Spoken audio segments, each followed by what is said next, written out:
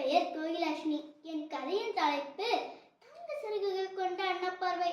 ஒரு குளத்தில் அழகான தங்க அன்னப்பறவை வாழ்ந்து வந்தது. பக்கத்து கிராமத்தில் இருந்த ஒரு விவசாயின் மறுஜென்மம் தான் அந்த அன்னப்பறவை. ஒரு நாள் அந்த விவசாயின் மலர் குளத்தில் தண்ணீர் எடுக்க சென்றார். அப்பொழுது அந்த தங்க அன்னப்பறவை அவளை பார்த்தது. அதிசயம் என்னவென்றால் அந்த தங்க அன்னப்பறவை பேசியது.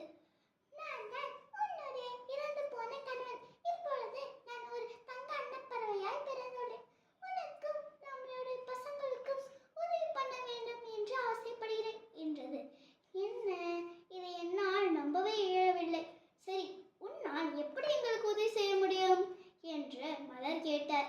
அதற்கு அவர், தினமும் என்னிடமிருந்து ஒரு தங்க இறகை எடுத்துக்கொண்டு செல்லலாம். அதை விற்று உனக்கு தேவையான அனைத்தையும் நீ செய்து கொள்.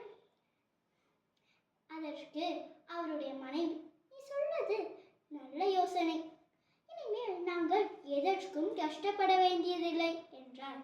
காலங்கள் கடந்தன. தினமும் மலர் யாருக்கும் தெரியாமல் குளத்திற்கு வந்து ஒரு தங்க இறகை எடுத்துக்கொண்டு செல்வார்.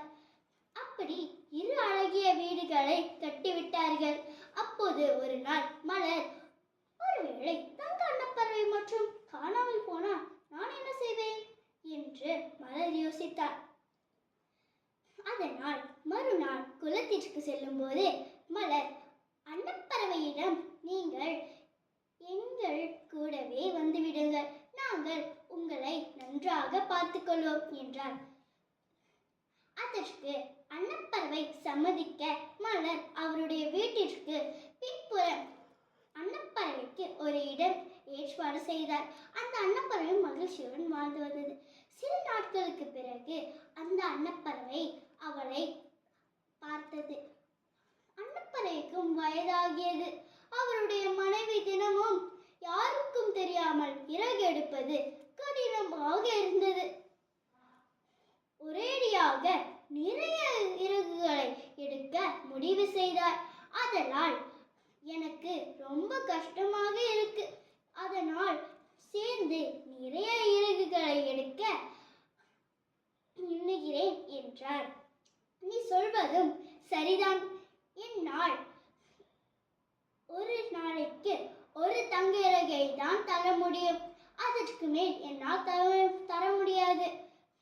அதற்கு முன்னே மலர் அன்னப்பறவையை பிடித்து எல்லா தங்க இறகுகளையும் எடுத்து விட்டார்.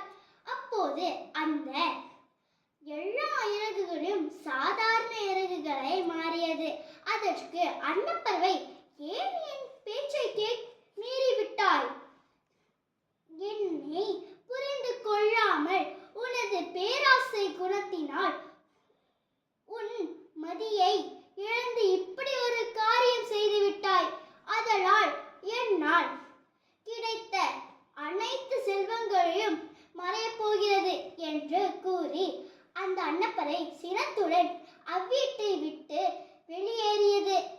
அன்னப்பறவையினால் கிடைத்த எல்லா செல்வங்களும் மறைய மீண்டும் ஏழையாகினார் மலர்.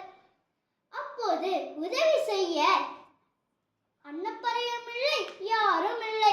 நண்பர்களே, இக்கதையிலிருந்து நாம் அறிவது என்னவென்றால், அதிர்ஷ்டம் நம் தலையெழுத்தை மாற்றும் போது அதை நாமே அழிக்கக்கூடாது. பேராசை பெரும் நஷ்டம். நன்றி, வணக்கம்.